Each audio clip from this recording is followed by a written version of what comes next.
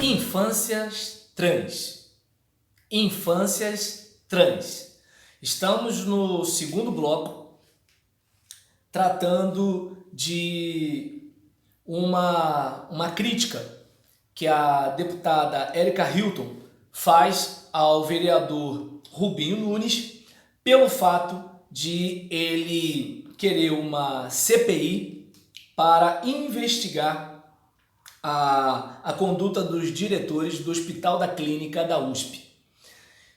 No primeiro bloco, eu apresentei o ponto de vista do vereador Rubinho Nunes a partir do texto de Kleber Tomás, no G1 São Paulo, cuja matéria foi publicada em 4 de fevereiro de 2023, atualizado há 4 horas, de acordo com o meu acesso ao site hoje. E então, o tema, a chamada da matéria, diz o seguinte: tentativa de criminalizar infâncias trans, diz Érica Hilton, sobre pedido de CPI para investigar transição de crianças e adolescentes no HC da USP. E aí, a gente aqui está falando sobre a realidade de crianças e adolescentes que não se identificam com a sua anatomia no tocante, no que tange a sua sexualidade ou ao seu gênero. E aí, a respeito desse assunto, obviamente, é um assunto bastante sério, bastante sensível, que mexe com as famílias, obviamente, certo?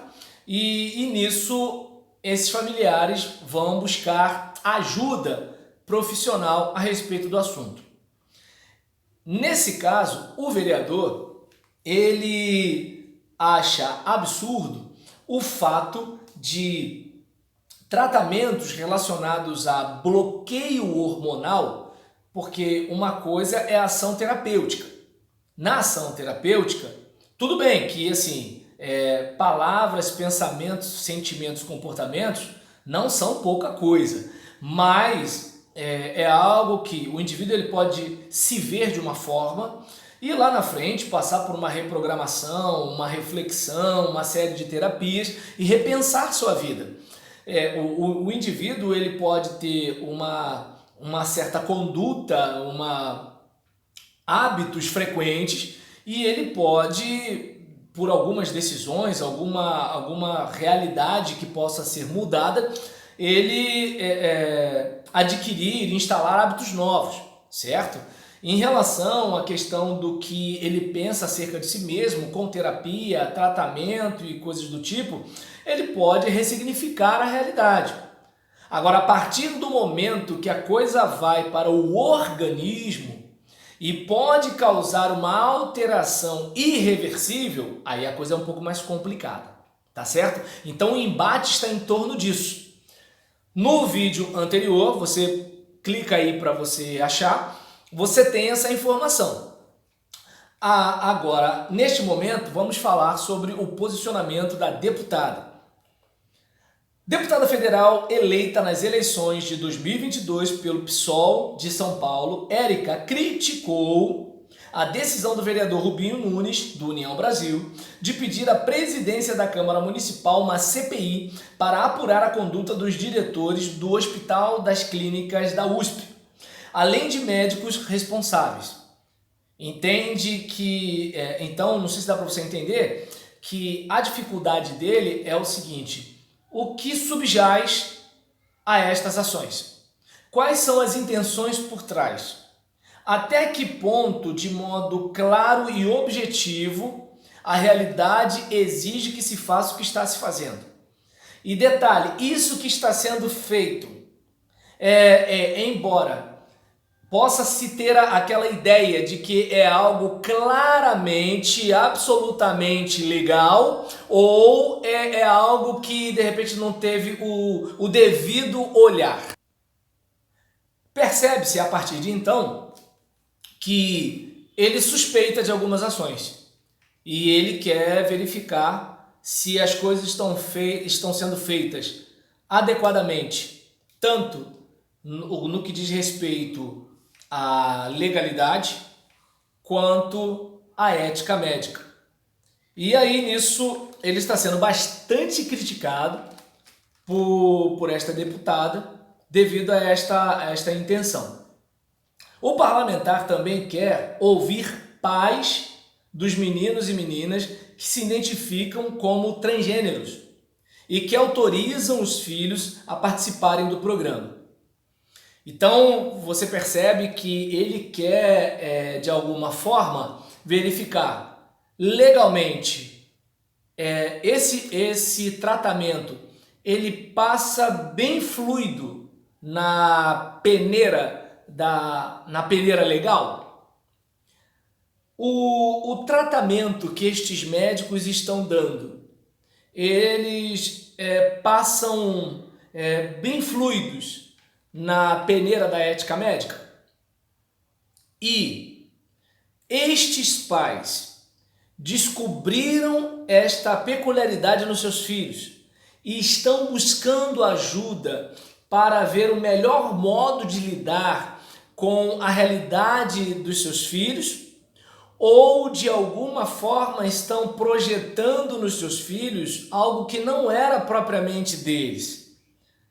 Então é algo que merece a devida reflexão, certo? Não sei se dá para perceber que refletir a respeito do assunto, eu entendo que não é o problema, porque eu acredito que a partir do momento que você não pode questionar, que você não pode suspeitar, que você não pode refletir, então você é uma máquina para alimentar o Estado, você é um robô, você é um gado e você não vive numa democracia, tá certo? Então, vamos observar aqui agora o comentário da deputada Erika Hilton a respeito do ocorrido. Eu recebi inúmeras mensagens de mães pelas minhas redes sociais desesperadas, pedindo ajuda, dizendo que suas crianças existem, de que não há administração de hormônio ou cirurgia de redesignação, conforme consta no documento apresentado para a solicitação da abertura da CPI, disse a deputada. E eu não sei o que os pais dessas crianças dizem. Aqui a gente só tem... recebi inúmeras mensagens de mães. E aqui eu ligo um alerta.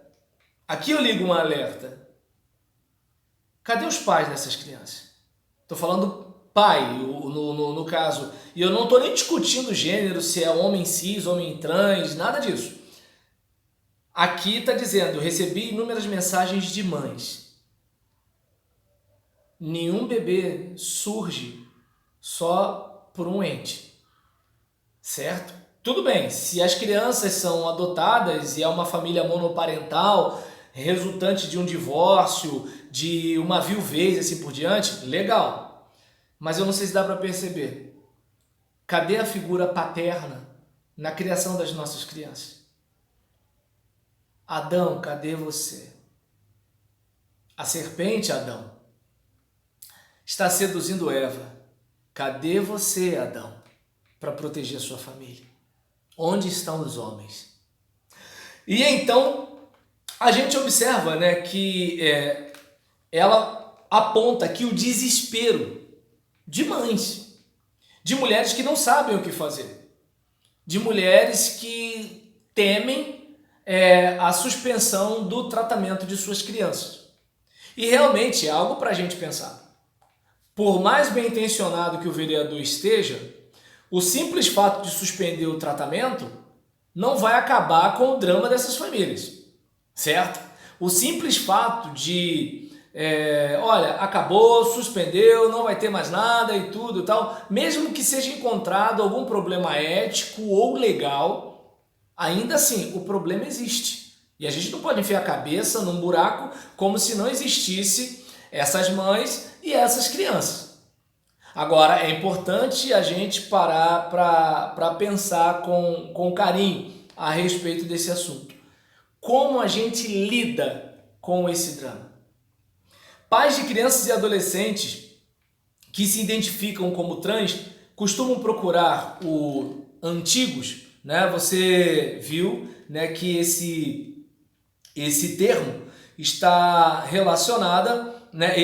Esse termo está relacionado ao tratamento, né, de crianças que estão passando por este drama, né, de não se identificar com o seu corpo biológico. E aqui nós vimos, né, que esses pais, né, dessas crianças e adolescentes que se identificam como trans costumam procurar o hospital das clínicas quando seus filhos começam a ter disforia. Então, o que seria a disforia de gênero? A própria matéria que explica que é quando uma pessoa não se sente confortável com as características masculinas ou femininas de seu corpo. Não estamos falando aqui de uma garota querer jogar bola e não estamos falando de um garoto querer brincar de casinha. Nós estamos falando de uma garota se sentir desconfortável com a sua genitália. Estamos falando de um garoto se sentir desconfortável com a sua genitália. Estamos falando de alguém que não se sente confortável, né, com suas glândulas. Então é uma situação um pouco mais complicada, porque não tem a ver apenas com um gosto particular, mas tem a ver com uma dificuldade com o seu próprio organismo, entende? Então é algo para a gente pensar. Claro que, pelo amor de Deus, é de um modo muito pálido, é de um modo muito superficial que eu estou falando isso aqui, e não estou fazendo ataque a ninguém. Mas pensemos, por exemplo, eu sou negro. Imagine como seria um drama para mim se eu não me identificasse como negro. Imagine como seria para mim se eu me identificasse como branco. Imagina como seria a minha vida se eu dissesse para as pessoas que eu não sou negro, que eu sou branco. Imagine como eu lidaria com as pessoas na escola, com as pessoas na rua. Tá dando para entender? Eu vou pegar uma coisa simples. Eu estou indo para 50 anos. E aí eu malho numa academia em que tem rapazes de 20 e poucos anos. Então eu estou conversando com eles, eu estou levantando peso com eles e eu me sinto como eles. Mas vez por outra, um ou outro fala assim: rapaz, você está conservado, nem parece que você já é da idade do meu pai. Porque na sua idade já é importante pensar numa reposição hormonal. E aí naquela hora vem um choque que eu penso assim: estou envelhecendo. Então, quando a gente pensa que é o que a gente não é fisicamente, é um negócio complicado. Por exemplo, aquela mulher com seus 60 anos que ela corre o risco, né, de ter a ideia de que ela ainda é aquela mocinha de 20. Então, claro, não estou dizendo que é a mesma coisa, mas perceba que se a pessoa se vê de um jeito que não corresponde à sua anatomia, à sua fisiologia, certo? Às suas variações hormonais. E aí, assim, eu nem imagino como deve ser isso. Eu só sei de negócio. A gente não pode fingir que não existe. Mas a gente também não pode forçar a barra como se todo mundo tivesse que ser de um jeito, né, e fazer todo o possível em nome de uma ideologia. O que você acha? Se você tiver uma opinião aí para dar, é só comentar.